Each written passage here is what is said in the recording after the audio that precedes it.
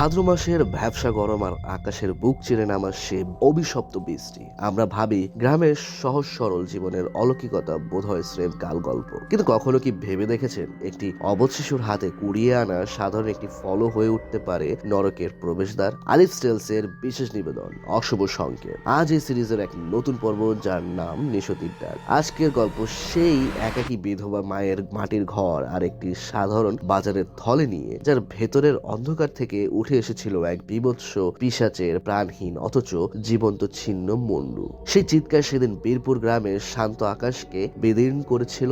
সেই হাহাকার কি আজও সেখানে প্রতিধ্বনিত হয়? হেডফোনটা কানে লাগিয়ে নিন, ঘরের বাতিটা নিভিয়ে দিন, কারণ আজকের এই ভৌতিক আখ্যান আপনাকে মনে করিয়ে দেবে সবকিছু যা গোল আর ভারী তা তাল নয়। কোনো কোনো করিয়ে পাওয়া বস্তু আসলে আপনারই মৃত্যুর পরোয়ানা। শুরু করছি আজকের গল্প, পিশাচের ছায়া।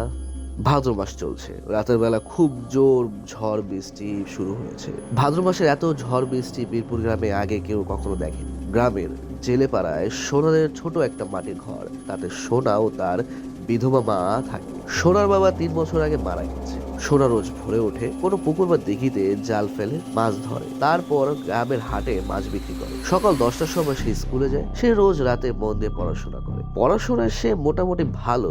সোনার এখন 12 বছর বয়স, সে ক্লাস 6-এ পড়ে। সেদিন ঝড় বৃষ্টির রাতে সোনা একটা বাজারের থলে নিয়ে তার মাকে বলল, মা, আমি জমিদারের বাবুদের বাগানে যাচ্ছি, আজ খুব ঝড় বৃষ্টি হচ্ছে, বাবুদের বাগানের তাল গাছগুলো থেকে তাল ঝরে পড়বে, তাই আমি তাল কুড়োতে বাবুদের বাগানে যাচ্ছি।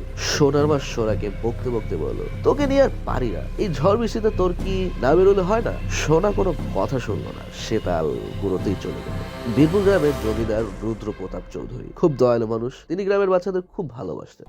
তিনি গ্রামের বাচ্চাদের বলে দিয়েছিলেন, আমার বাগানের সব ফল তোদের, তোরা যত খুশি ফল পেরে খা। সোনা বাবুদের বাগানে এসে পৌঁছালো। তখনও ঝড় বৃষ্টি সামনে হয়েই চলেছে। অন্ধকারে স্পষ্ট কিছু দেখা যাচ্ছিল না। সোনা অস্পষ্ট দেখতে পেল তাল গাছটার নিচে কয়েকটা তাল পড়ে আছে। সোনার কয়েকটা তাল তার হাতে থলেতে পুড়ে ফেললো। তার মনে হলো একটা তাল বেশ বড় ভারী। সোনা বাড়ি ফিরে এসে তার মাকে বলল, মা, অনেকগুলো তাল পেয়েছি, আর একটা তাল তো বিশাল বড়। এই কথাগুলো বলে সোনা থলেটা উল্টে তালগুলো মেঝেতে রাখলো। তালগুলো মেঝেতে রাখতেই সোনা আর সোনার মা একটা বিকট চিৎকার করে উঠলো। তারা দুজন ভয়ে থর থর করে কাঁপতে লাগলো।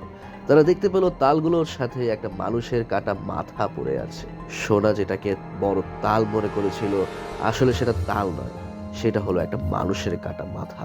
মাথাটা দুচোখ মেলে তাদের দিকে তাকালো আর বিকট শব্দ করে জান্তব স্বরে হাসতে লাগলো। সোনার মা ভয় পেয়ে চিৎকার করতে লাগলো। তার চিৎকার শুনে আশেপাশের বাড়ি পাড়ার প্রতিবেশী সোনার বাড়িতে ছুটে এলো। এইসব ভুতুরে কাণ্ড দেখে তারা ভয়ে কাঁপতে লাগলো। তাদের মধ্যে হারু জেলে একটু সাহসী ছিল। সে সোনাকে বলল, তাড়াতাড়ি মাছ ধরার জালটা নিয়ে আয়, আর এই কাটা বন্ধুটার উপর জালটা ফেলে দে। লোহার তৈরি জাল এই অপদেবতার উপর রাখলে সে কারো ক্ষতি করতে পারবে না। সোনা হারুর কথা মতো মনের সাহস সঞ্চয় করে মাছ ধরার জালটা নিয়ে এসে কাটা বন্ধুটার উপর রাখলো। কাটা বন্ধুটা ছটফট করতে লাগলো আর লাফালাফি করতে লাগলো। ঠিক মাছ জালে ধরা পড়লে যেভাবে ছটফট করে, ঠিক সেইভাবে কাটা বন্ধুটা বিভৎস অপার্থিব কণ্ঠে বলতে লাগলো, জালটা সরিয়ে দে, না হলে কাউকে ছাড়বো না, সবাইকে মেরে ফেলবো। হারু সোনাকে বলল, একদম ভয় পাবি না, আর ওটা কথা শুনবি না, জালটা একদম ওর থেকে সরাবি না। আমরা তান্ত্রিক বাবাকে ডেকে আনতে যাচ্ছি, তান্ত্রিক বাবা ওটার সঠিক ব্যবস্থা করবে। হারু আর গ্রামের অন্য 4 জন সাহসী ছেলে বৃষ্টিতে ভিজতে ভিজতে গ্রামের প্রাচীন কালী মন্দিরের দিকে যেতে লাগলো। কালী মন্দিরের ওপাশে একটা কুটুরিতে তান্ত্রিক বাবা থাকতেন। তারা তান্ত্রিক বাবার কুটুরির সামনে এসে তান্ত্রিক বাবাকে ডাকতে লাগলেন। তান্ত্রিক বাবা কুটুরি থেকে বের হয়ে এসে তাদেরকে বলল, কিরে, তোরা এত রাতে এই ঝড় বৃষ্টির মতো আমার কুটিরে এসে আমায় ডাকছিস কেন? তোদের কি কোনো বিপদ হয়েছে? হারু বলল, হ্যাঁ বাবা, খুব বিপদ।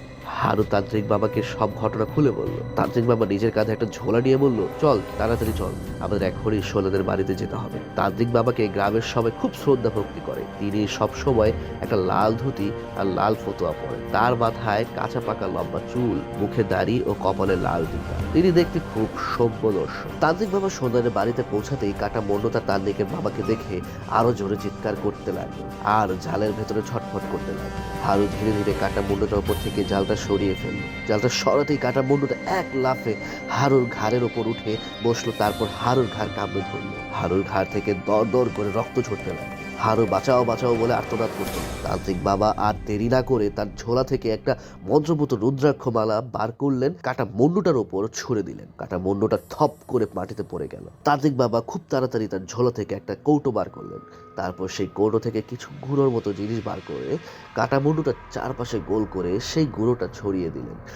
এইভাবে তিনি কাটা মুন্ডুটার চারপাশে গন্ডি কেটে দিলেন। তিনি বিড়বিড় করে মন্ত্র পড়তে লাগলেন। কাটা মুন্ডুটা শত চেষ্টা করে গন্ডি থেকে বের হতে পারল না। কাটা মুন্ডুটা সেটার দুটো লাল গোল গোল চোখ দিয়ে ক্রুদ্ধ দৃষ্টিতে তান্ত্রিক বাবাকে দেখতে লাগলেন আর কুৎসিত ভাষায় গালাগাল করতে লাগলো। তান্ত্রিক বাবা কাটা মুন্ডুটাকে উদ্দেশ্য করে বলল, বল তুই কে? কাটা মুন্ডুটা তার অপার্থিব স্বরে বলল, বলবো না, কিছুতেই বলবো না। তান্ত্রিক বাবা বললেন, বলবি না তবে দেখ এবার মজা।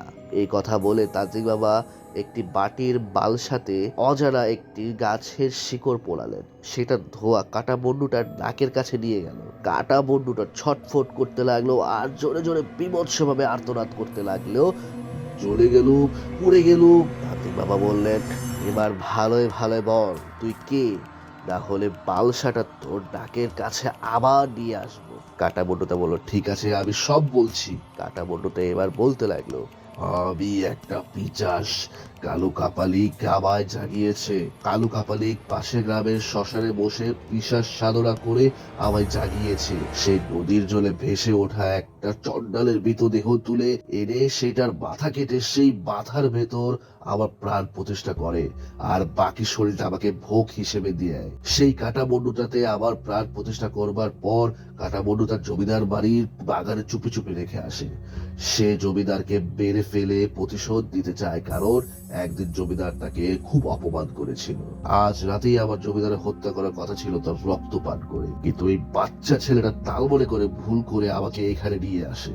আমি তোদের কাউকে ছাড়বো না, সবার রক্ত চুষে খাবো, তারপর জমিদারের রক্ত চুষে খাবো। তান্ত্রিক বাবা বললেন, আমি থাকতে তুই কারো ক্ষতি করতে পারবি না। তুই এখন এই কাটা মুন্ডুটা থেকে বের হয়ে এই গ্রাম ছেড়ে চলে যা। কাটা মুন্ডু বিভৎস ভাবে হুঙ্কার দিয়ে বলল, কিছুতেই যাব না। তান্ত্রিক বাবা বললেন, তবে রে। এই কথা বলে তান্ত্রিক বাবা তার ঝোলো থেকে একটা কৌটো বার করলেন। সেটা থেকে ধুলো মতো একটা গুঁড়ো বার করে কাটা মুন্ডুটার উপর বারবার ফেলতে লাগলেন। কাটা মুন্ডুটা চিৎকার করতে লাগলো আর ছটফট করতে করতে বলল, থাম থাম, আমি চলে গেলুম, আমি চলে যাচ্ছি, আমি চলে যাচ্ছি। তান্ত্রিক বাবা থামলেন। সবাই দেখতে পেল একটা কালো ধোঁয়া কাটা মুন্ডুটার নাক দিয়ে বের হয়ে চলে গেল। বাড়ির বাইরে থাকা একটা আম গাছের ডাল ভেঙে পড়ে গেল। কাটা মুন্ডুটা নির্জীব হয়ে পড়ে রইল। তান্ত্রিক বাবা হারুনকে বলল, এই কাটা মুন্ডুটা সোনাদের বাড়ি থেকে অনেক দূরে নিয়ে মাটি তুলে পুঁতে ফেল, আর সাবধানে করবে। পুলিশ জানতে পারলে শুধু শুধু তোমাদের নানান ঝামেলায় ফেলবে। এখন অঝরে বৃষ্টি পড়ছে, এখন পারবে না। বৃষ্টি থামলে তারপর যাবে, আর সাথে 10 জন লোক নিয়ে যাবে।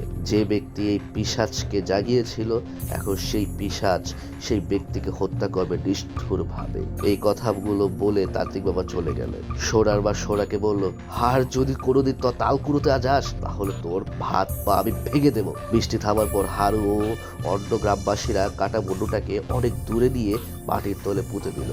আর কোনো পুলিশের ঝামেলাও হলো না। পরদিন সকালের পাশে গ্রামের শ্মশানে কালু কাপালিকের মৃতদেহ পাওয়া গেল। তার সারা দেহ আমশির মতো চুপসে গেছে আর ফ্যাকাশে হয়ে গেছে। কেউ যেন তার দেহ সব রক্ত চুষে খেয়ে ফেলেছে। কালু কাপালিকের সেই অভিশপ্ত শরীর কি বীরপুরের শ্মশানে ছাই হয়ে গেছে, নাকি সেই অতৃপ্ত পিশাচ আজও নতুন কোনো তান্ত্রিকের লোভে অপেক্ষায় ওত পেতে আছে অন্ধকারে কোনো এক কোণে? মনে রাখবেন, সব কুড়িয়ে পাওয়া বস্তু যেমন সাধারণ হয় না, তেমনি রাতের আধারে শোনা সব হাসি উৎস কোনো মানুষ হয় না। আজকের এই পিশাচের ছায়া আপনাদের কেমন লাগলো তা কমেন্ট বক্সে অবশ্যই জানাবেন। তান্ত্রিক বাবার সেই মন্ত্রপুত্র রুদ্রাক্ষ আর হারু জালের লোহার জালের সেই লড়াই যদি আপনার শির দ্বারা হিমেল স্রোত বয়ে দিয়ে থাকে, তবে ভিডিওটি লাইক এবং শেয়ার করতে ভুলবেন না। আর আপনি যদি এই চ্যানেলে নতুন হয়ে থাকেন তবে আলিফ স্টিল সাবস্ক্রাইব করে বেল আইকন বাজিয়ে রাখুন, কারণ অশুভ সংকেত সিরিজ পরবর্তী ডাক হয়তো আপনার দরজাতেই করা রাখতে পারে। সাবধানে থাকবেন, রাত কিন্তু বাড়ছে। আর আপনার ঘরের জানলাটা ঠিকমতো বন্ধ আছে তো?